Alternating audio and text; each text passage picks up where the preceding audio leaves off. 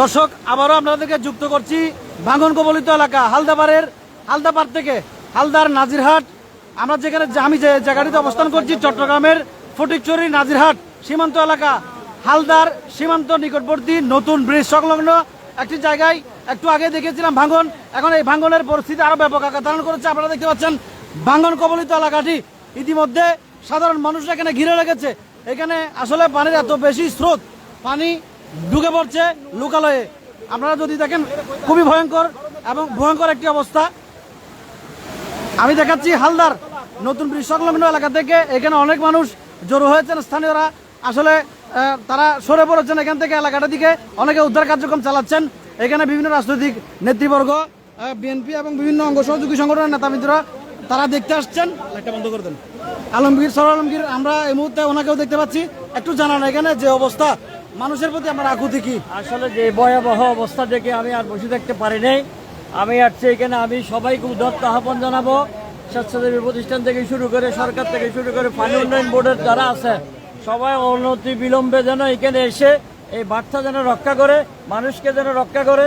এই যেভাবে মানুষের ঘর দুয়ার ভেঙে নিয়ে গেছে, এটা আসলে একটা বড় মানে এদেরকে ভাষায় প্রকাশ করা যাচ্ছে না।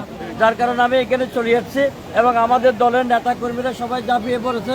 সবাইকে বলবো সবাই যেন এসে অন্তত এই বার্তা রক্ষা করে, এটাই আবেদন, আকুল আবেদন সবার দিকে। ঠিক আছে দর্শক, এখানে এখানে নাসির ভাই আছে। নাসির ভাই আপনি কিছু বলবেন কিনা? আসলে এখানে বাঁধ ভেঙে যাওয়ার পর খবর পাওয়ার পরে আমাদের সরলাং বিষয়ের একটা অনুষ্ঠান ছিল। অনুষ্ঠান থেকে দ্রুত ঘটনাস্থলে এসেছে। উনি এসে সহজমিনে রাত্রের নেতা কর্মীদেরকে সবাইকে নিয়ে উনি সহজমিনে পরিদর্শনে এসেছে।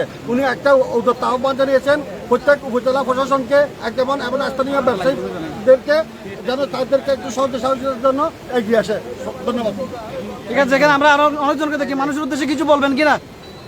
না, আসলে কি বলবো, দুর্যোগে সবাইকে সবার পাশে থাকার জন্য অনুরোধ করতেছি। ঠিক আছে, এখানে আসলে আমরা বিএনপি এবং সহযোগী সংগঠনের নেতা কর্মীদেরকে দেখতে পাচ্ছি। এখানকার স্থানীয় অনেক বাসিন্দারাই এখানে এসেছেন। দর্শক, কয়েক শত পরিবার এই হালদাপাড়ের কয়েক শত পরিবার নদী গর্ভে বিলীন হয়েছে। আমি একটু আগেই এই সংযোগটিতে সরাসরি সংযোগ করেছিলাম, তখন কিন্তু এতটা বড় আকার ধারণ করেনি। এখন এই জায়গাটার পরিমাণ হয়েছে, ভাঙনটা আপনার এখানে এখানে কাঁপতেছে। এখন ভাঙনটার পরিমাণ হয়েছে প্রায় 10 থেকে 15 ফুট। 10 থেকে 15 ফুটের বেশি হবে। ওই পাশেও আছে না? ওই পাশেও আছে। আপনারা এখানকার আচ্ছা লোকজন নিরাপদ আছে তো না? গাড়ি ঘোড়া অনেক লোকজন আটকে গেছে এরকম জানাতে আসতে না। কয়েকটা ফ্যামিলি পানির প্রবাহের মধ্যে আটকে গেছে। আমরা যারা রেস্কিউ, আমি সেনাবাহিনীকেও জানিয়েছি, উপজেলা কর্মকর্তা মহোদয়কেও জানিয়েছি, যারা উদ্ধার কার্যক্রম চালাচ্ছেন ব্যক্তি উদ্যোগে কিংবা সরকারিভাবে, তারা অতি দ্রুত এই এলাকাটিতে আসার জন্য আবেদন জানাচ্ছি।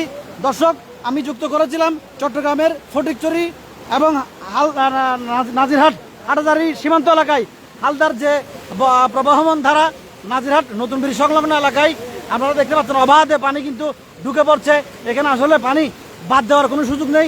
আমি যে জায়গাটিতে দাঁড়িয়ে আছি সেটিও আসলে সংকটাপন্ন। আমি লোকজনকে আমাদেরকে অনুরোধ করবো, আপনারা দ্রুত এলাকাটি ত্যাগ করুন এবং যারা যেভাবে পারেন সার্বিক সহযোগিতা এগিয়ে আসুন। ধন্যবাদ।